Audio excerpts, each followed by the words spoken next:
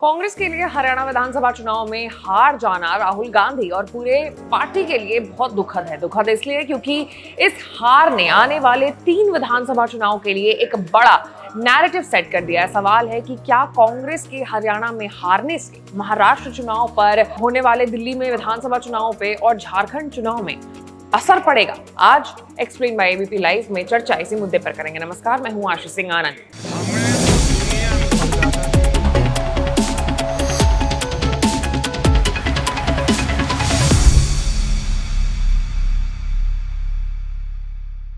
शुरुआती रुझानों में और एग्जिट पोल देखकर ऐसा लग रहा था कि कांग्रेस हरियाणा और जम्मू कश्मीर दोनों ही राज्यों में सरकार बनाएगी, लेकिन वक्त के साथ साथ सब बदल गया।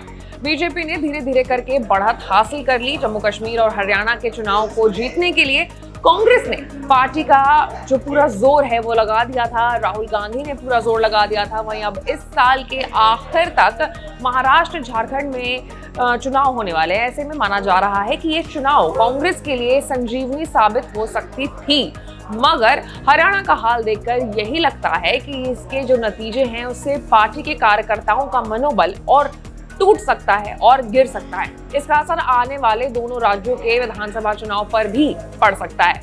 हरियाणा में इस बार कांग्रेस और राहुल गांधी जीत के वादे कर रहे थे। कहीं ना कहीं ये भी सुगबुगाहट थी कि 10 साल बाद बीजेपी शासन के बाद वहां पर सत्ता परिवर्तन होगा, मगर बीजेपी यहां इतिहास रचने जा रही है। वो तीसरी बार सरकार बना रही है और राहुल अपनी सभाओं में कह रहे थे कि बीजेपी सरकार के दिन अब गए और कांग्रेस की सरकार आ रही है। महाराष्ट्र की बात करें तो राहुल गांधी लगातार कांग्रेस की ओर से वहां चुनाव प्रचार करने जा रहे हैं। वो कई सभाओं को संबोधित भी कर चुके हैं। वहीं बीजेपी भी उस राज्य को हर हाल में अपने साथ रखना चाहती है। इस कारण महाराष्ट्र में भाजपा भी अपनी ताकत लगा रही है। ऐसे में महाराष्ट्र में इस बार जो लड़ाई होगी वो कांटे की चक्कर होगी। बीजेपी को हरियाणा में मिल रही जीत से महाराष्ट्र और झारखंड के कई गुना तेजी से पार्टी अपनी ताकत झोंक सकती है। आगामी झारखंड चुनाव में भी बीजेपी को उम्मीद ज्यादा है। हेमंत सोरेन की सरकार में जिस तरीके से हिंदुओं पर हमले हुए, लव जिहाद के मामले आए, आदिवासी गांवों में बांग्लादेशी घुसपैठियों का आना जाना बढ़ा, उससे झारखंड मुक्ति मोर्चा की सरकार निशाने पर आ गई है। यही कारण है कि भाजपा इस चुनाव को लेकर के अभी से ही इन्हें मुद्दा बनाते हुए अभी से ही वही जो पूरी ताकत है अपनी झोंक रही है। खुद पीएम नरेंद्र मोदी बार बार वहां जा रहे हैं। बीजेपी को भी पता है कि वहां दोबारा सत्ता किसी को नहीं आती है। ऐसे में बीजेपी को उम्मीद है कि झारखंड में एक बार फिर से उसकी सरकार बन सकती है। यहाँ कांग्रेस अभी काफी पिछड़ी स्थिति में दिख रही है।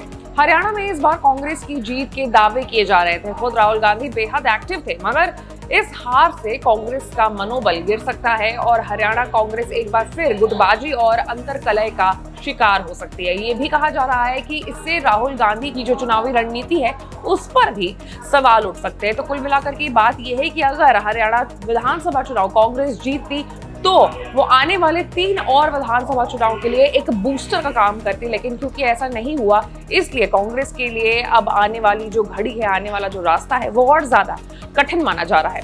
ऐसे चुनाव से जुड़े रहने के लिए, हर एक अपडेट से अपडेटेड रहने के लिए आपको एबीपी लाइव को लाइक, सब्सक्राइब और शेयर करना होगा। मैं थी आपके साथ आशीष सिंह आनंद।